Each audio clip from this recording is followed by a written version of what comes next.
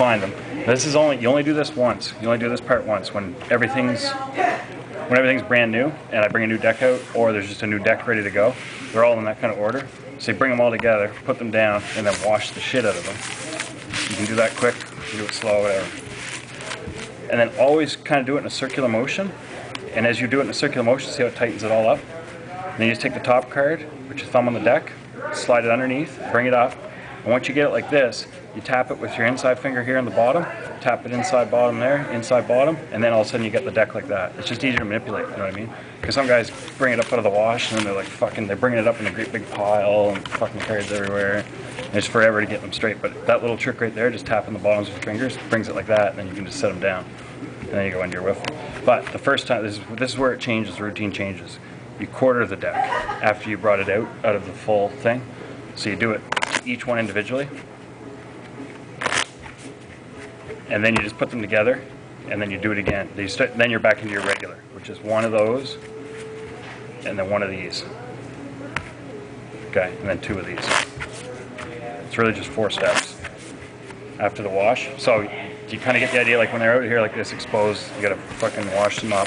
You can do it however you want. You don't have to collect them like I did before. You can just go right into the wash, round them up. This is when you first, if it's a brand new deck or if you're just starting a table. Split them in half and then split them in quarters. Do that once to each. Put them together, and then you're back into your regular wiffle and whatever. 2 of these to end it. And then you get the cut card. Cut card down. You're in.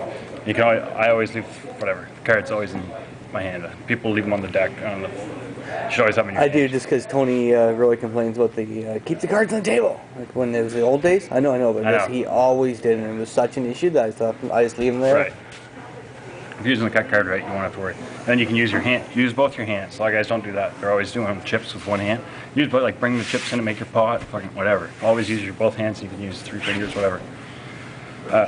Big trick too with dealing with the cards when they're on the table is your pinky finger always in behind. Your pinky's always in behind when you're doing that shuffle stuff. You see that? They're the support. They keep the cards from getting out of control. They keep them like close together.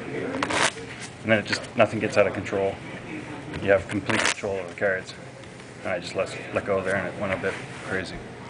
So most of it's going to involve you just going through keeping how to keep the burn under the pot, obviously if you made the pot, and all your shit cards are up back here.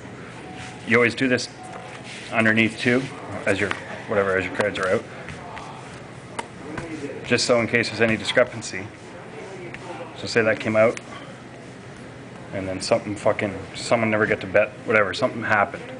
Don't know the situation.